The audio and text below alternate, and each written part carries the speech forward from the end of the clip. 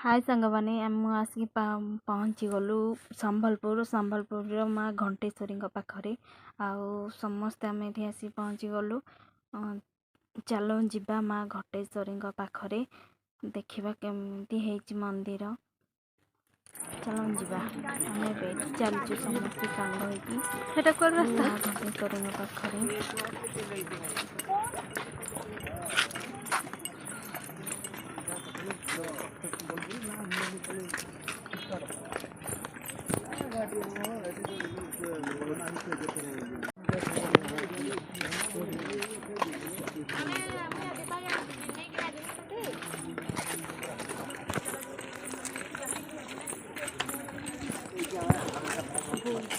चली होनी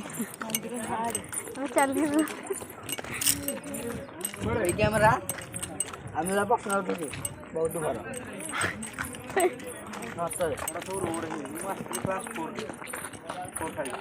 कैमरा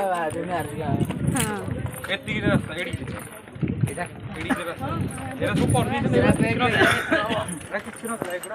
एगुड़ा करा है नथला में मन लगी एगुड़ा करा है नथला ए मझे गोटे पानी दे घूम घूरी बड़े अभी बॉल तो झूला बॉल नहीं ना बॉल झूलू तू केबे आई दीदी कब आइला ना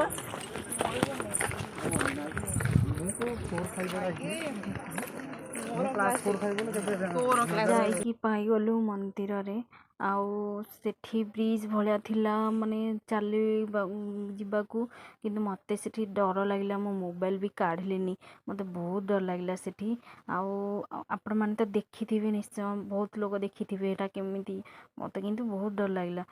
मोबाइल काढ़ाको आठी बहुत सुंदर जगह पाखे होता आ कि मोबाइल मना माने सेठी काढ़ी मोबाइल फोटो उठेबाकू आ वीडियो करने से कलेनी आपर जाकि आम पहुँची गलु मंदिर मंदिर ये पहुँची गला इे किंतु रास्ता नुह आम भूलरे इे पलि आसीचु आठी आमको से मना करेंगे एपटे रास्ता नुह एपटे खाली ये सजी खाली फोटो उठेबाई तापर आम आसीगलु भोग किणवाकू भोग किणिकी नबू ये दीप किणिलु आ भोग किणिलु तापर घंटी गोटे किणाला सेठी बांधापी मानसिक करके बांधापी तापर एपटे रास्तार गलु किंतु एपटे भी बाट छाड़ूना जाकि एपट को बुली बुली जावाक पड़ला सेपट रास्तार एपटे आम तले तले चलीचु आ बहुत सुंदर जगह है हूँ तले तले तले यहाँ पूरा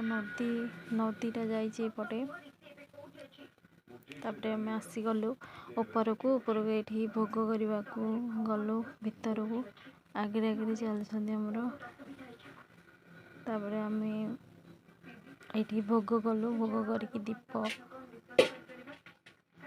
प्रबल गहली होती माँ घंटेश्वरी मंदिर ये घंटी बहुत बड़ बड़ घंटी लगे मु तो देखी नी फास्ट टाइम देखिली बहुत सुंदर है मंदिर आ चारिबाड़े खाली घंटी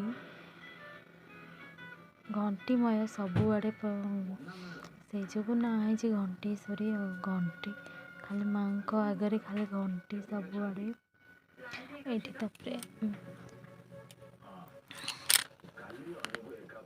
ये आम दिज जाक मिसिक दीप लगेलु माँ को एतिकी प्रणाम कले मो परिवार को भले रखतु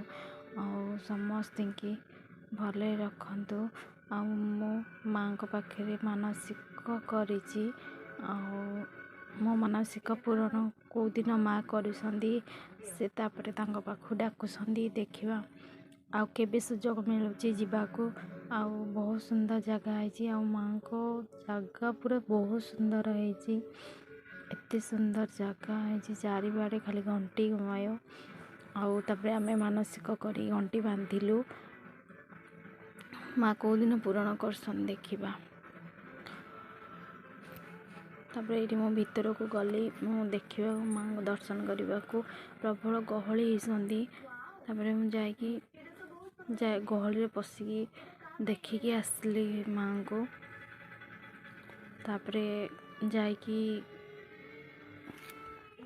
ମାଆଙ୍କ ଦର୍ଶନ ସାରି ଆମେ ଏଇଠି ବାହାରି ଆସିଲୁ। ଆଉ ସମସ୍ତେ ବି ଅଛନ୍ତି, ଆମେ ଆସିଲୁ ହରି ଆଗରେ। ଆଉ କିଛିଟା କିଣାକିଣି କରିବାର ଥିଲା।